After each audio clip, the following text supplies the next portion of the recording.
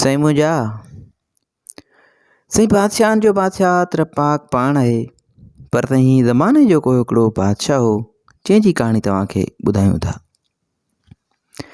साईं हिकिड़ो बादशाह हूंदो हो जेको पंहिंजे बाने ऐं वज़ीर खे साण करे हिकिड़े ॾींहुं शिकार ते रवानो थियो। साईं बादशाहनि जा बादशाहणा शौक़ु हूंदा आहिनि, सो हुनजो शौक़ु हो शिकार ते।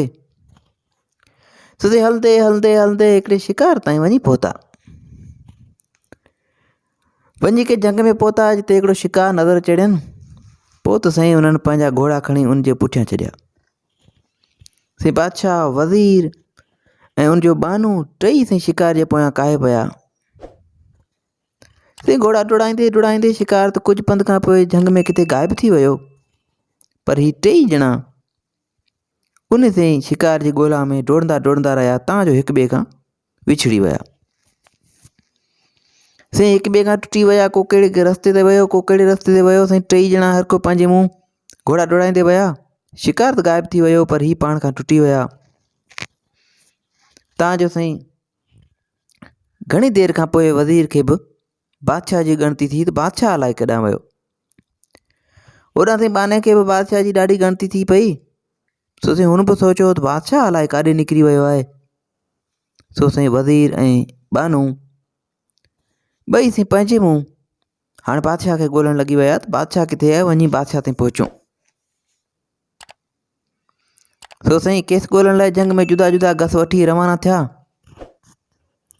साईं कुदरत ख़ुदा जी अहिड़ी जो हिकिड़ो अंधो फ़क़ीर जेको दुनिया खे तर्क करे अची उन ई जंग में वेठो हो, सो बि इतफ़ाक़ सां उन ई गस जे भरिसां रहंदो हो। सो साईं उन ई गस तां अची बानू लंघियो। बाने जॾहिं फ़क़ीर खे ॾिठो त फ़क़ीर वटां लंघियो, तॾहिं हकल करे फ़क़ीर खां पुछाईं त अड़े अंधट, तो को बादशाह हितां वेंदे ॾिठो या उनजे घोड़े जो को आवाज़ु ॿुधई, को हितां बादशाह लंघियो आहे? फ़क़ीर साईं यकदमि बराणियसि त न अड़े ॻोलट न। उहो ॿुधी साईं बानू अॻिते रवानो थी वियो। साईं मुंहिंजा अञा कुझु वेरमी कान गुज़री, का घड़ी कान गुज़री, तां जो हितां साॻिए रस्ते तां अची वज़ीर बि हुतां अची लंघियो। जंहिं बि साईं घोड़े ते वेठे ई वेठे फ़क़ीर खे हकल करे चयो त ए अंधा फ़क़ीर, ओ ए अंधा वीर, तो हितां भला बादशाह त कोन वेंदे ॾिठो आहे। फ़क़ीर जवाबु नसि त ए वज़ीर, हितां बादशाह त कोन लंघियो आहे, पर घड़ी खनि अॻु हिकु गोलो हितां लंघी वियो आहे। पोइ त साईं वज़ीर हलियो अॻिते। अञा कुझु देरि अञा मस गुज़री त इतफ़ाक़ अहिड़ो थियो जो इतफ़ाक़ सां बादशाह ख़ुदि अची उतां लंघियो। बादशाह सलामत साईं ख़ुदि इतफ़ाक़ सां उतां अची लंघियो। तंहिंजो हिन फ़क़ीर खे ॾिठो त घोड़े सवार बादशाह सोचियो त पर हिन फ़क़ीर खां पंहिंजे साथियुनि जी ख़बरचार वठां। तंहिं ते साईं उहो बादशाह घोड़े तां लही फ़क़ीर खे अची वेझो थियो ऐं फ़क़ीर खे वेझो थी अची पुछाईं त ए अंधा शाह, भला मुंहिंजा माण्हू त हितां कोन लंघिया आहिनि, तो को हितां वेंदे ईंदे ॾिठो हुजे त मूंखे ॿुधा। फ़क़ीर बि निहायत अदब सां जवाबु ॾिनसि त हाओ बादशाह, हाओ बादशाह सलामत, थोरी देरि थी हूंदी जो हितां बानू ऐं वज़ीर ॿई लंघी विया आहिनि। बादशाह साईं ॾाढो हैरान थी वियो। बादशाह हैरान थी वियो त हिन अंधे फ़क़ीर खे असांखे कीअं सुञातो ऐं उनखे कीअं ख़बर पई त मुंहिंजो बानू ऐं वज़ीर हितां लंघी विया आहिनि। तो साईं खां उन जी हक़ीक़त जो सबबु पुछणु लॻो ऐं फ़क़ीर खे चयाईं त फ़क़ीर तो असांखे कीअं सुञातो आहे? तंहिं ते फ़क़ीर चवणु लॻसि त साईं मुंहिंजा, मूं हक़ीक़त में हर हिक खे संदसि गुफ़्तगू मां सुञातो आहे। जॾहिं कंहिं माण्हू मूंखे अंधट करे छॾियो तॾहिं ॼातमि त पकी ही को गोलो ग़ुलाम आहे जो पंहिंजी लियाक़त ज़ाहिर करे थो, पंहिंजी औकात ज़ाहिर करे थो। ऐं उन ई खां पोइ शायदि वज़ीर साहिबु हो जंहिं मूंखे अंधो वीर करे छॾियो। तंहिं करे उहो ॼातमि त हीउ ज़रूरु को समझदार ऐं नेक बंदो आहे। तॾहिं खेसि वज़ीर करे वराणी ॾिनमि ऐं वरी साईं जिन मूंखे हेठि घोड़े तां लही अंधा शाह करे छॾियो, तंहिं मां ॼातमि त इहे लफ़्ज़ ख़ुदि बादशाह जे मुंहं मां निकिता आहिनि, तंहिं करे बादशाह जे मुख मां निकितल लफ़्ज़, तंहिं करे बादशाह चई जवाबु ॾिनमि। बादशाह खे फ़क़ीर जो जवाबु ॾाढो वणियो। सो खेसि चयईं त अंधा बादशाह, अवी झंग खे चरे ॾियो ऐं अव्हां जे खाद खुराक लाइ तव्हांखे रोज़ानो तव्हांखे हिकु ज़रीनो मुक़ररु करे ॾियां थो ऐं तव्हां हाली मूं वटि रहो। से बादशाह जी रज़ामंदी ॾिसी करे अंधो फ़क़ीर बि ॾाढो ख़ुशि थियो। सो बादशाह जी लश्कर सां गॾिजी उथी हलियो ऐं अची बादशाही साईं उते दरगाह बादशाही महिलात में रहणु लॻो। पोइ त साईं हाणे फ़क़ीर रोज़ानो बादशाह जी कचहरी में अची हाज़िरी भरींदो हो ऐं बादशाही महिलात में रहंदो हो। हिकिड़े ॾींहुं इत्तेफ़ाक़ अहिड़ो थियो त हिकिड़े ॾींहुं बादशाह वटि हिकु लहल विकामण लाइ आयो। को माण्हू से बादशाह वटि लहल विकिणण लाइ आयो। बादशाह चयसि इहो लहल अंधे फ़क़ीर खे ॾेखारियो, जेकॾहिं उहो पसंदि करे त पोइ वठंदासीं। उन ते फ़क़ीर लहल खे ॾिसी चयो त बादशाह सलामत, लहल त बिल्कुलु सुठो आहे, पर हिन जे अंदरि हिकु जीत आहे जेको लहल खे अंदरि ई अंदरि पियो खाए।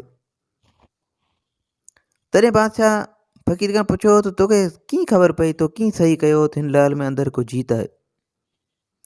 तॾहिं साईं अंधे जवाबु ॾिनो त साईं मुंहिंजा, मूं लहल जे वज़न मां ई सही कयो आहे, छो त लहल ॾिसण में खणण में त वॾो पियो अचे, पर वज़न ईअं अथसि ई कोन। तंहिं करे ॼातमि त लहल में जीत आहे। पोइ से बादशाह सलामत उहो लहल ख़रीद करे ऐं यकीन करण ख़ातिर उहो लाल भञाए ॾिठो। से लाल जो भञाए ॾिठो त वाक़ई उन मां हिकु जीत निकितो। तॾहिं बादशाह हुनजी अकुलमंदी ॾिसी हुन ते ॾाढो राज़ी थियो ऐं ख़ुशि थियो ऐं पोइ हुकुम कयईं त आईंदे लाइ हिन अंधे फ़क़ीर खे संदसि ज़रीने में रोज़ानो जेको हुनखे हिकु ज़रीनो साईं अॼु पाण जीअं 100 चऊं या रुपया चऊं, सो जेको हुनखे नज़रानो रोज़ु मिलंदो हो, सो उन ऐलान कयो त हिक जे बदिरां हिनखे 2 ऐं 2 जे बदिरां 3 ऐं 3 वक़्तनि जी शाहाणी मानी ॾिनी वञे। साईं बादशाह जो ऐलान थी वियो ऐं उन ते अमल थी वियो। साईं फ़क़ीर जो जेको डेली जेको वेज़ ते हुनखे जेका ख़र्ची मिलंदी हुई, जेके पैसा मिलंदा हुआ, सो ॿीणा चीणा थी विया। से वक़्तु गुज़रंदो वियो। थोरनि घणनि ॾींहंनि बाद बादशाह वटि हिकु सुहिणी औरत आंदाऊं। सुहिणी औरत आंदाऊं उन ख़्याल खां त बादशाह उनखे पंहिंजे हरम में क़बूल करे ऐं उनखे उते पाण वटि रहाए ऐं उन सां उनखे पंहिंजो करे। बादशाह साईं उते उन्हनि माण्हुनि खे चवणु लॻो त पहिरियां फ़क़ीर खे इहा औरत ॾेखारींदसि, जेकॾहिं खेसि पसंदि आई त पोइ हुनखे महिलात में रहण जी मोकल ॾिनी वेंदी। साईं उन्हनि माण्हुनि इहा ॻाल्हि कई क़बूल। जॾहिं हुन औरत खे फ़क़ीर वटि आंदो वियो त हुन न कई हम न कई तुम, भरी कचहरी में औरत खे मथे खां वठी पेरनि ताईं हथु घुमाए जाइज़ो वठणु लॻो। औरत खे ताईं मथे खां वठी पेरनि ताईं हथु घुमाए जाइज़ो वठणु लॻो ऐं पोइ यकदमि चवणु लॻो त बादशाह सलामत, हीअ औरत बादशाही घराणे जे लाइक़ु न आहे। हिन में ॿियूं त सभु ख़सलतूं सुठियूं आहिनि, पर कस्बियाणी जी धीउ ॾिसजण में थी अचे। तॾहिं बादशाह वरी चयसि, वरी अची अंधे फ़क़ीर जो पासो वरितो ऐं पुछाईंसि त अंधा फ़क़ीर, तो कीअं सही कयो थी कस्बियाणी जी धीउ आहे? फ़क़ीर चयसि त जीअंदा क़िबला, मूं जॾहिं हिनखे मथे पुठी ते हथु लाथा त हिन ज़रो बि कीन किबायो ऐं जीअं जो तीअं बीठी रही।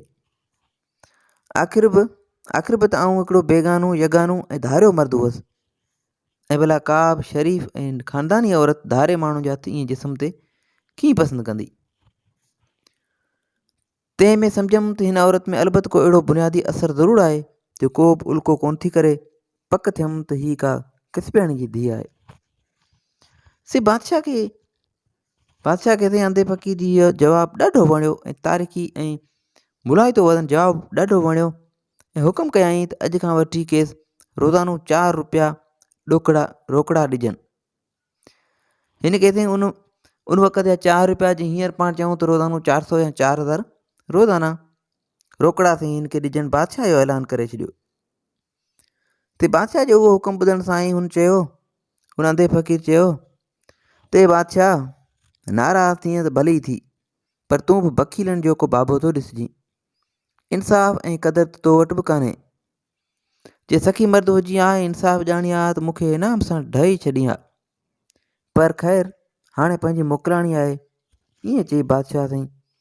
बादशाह ईअं चई बादशाह जी कचहरी मां उहो फ़क़ीर उथी हलियो वियो ऐं बादशाह पोइ पंहिंजे फ़ैसिले ते सोचींदो रहियो त वाक़ई मुंहिंजो फ़ैसिलो बि फ़क़ीर जी दानिशमंदी जे मयार मुताबिक़ न हो।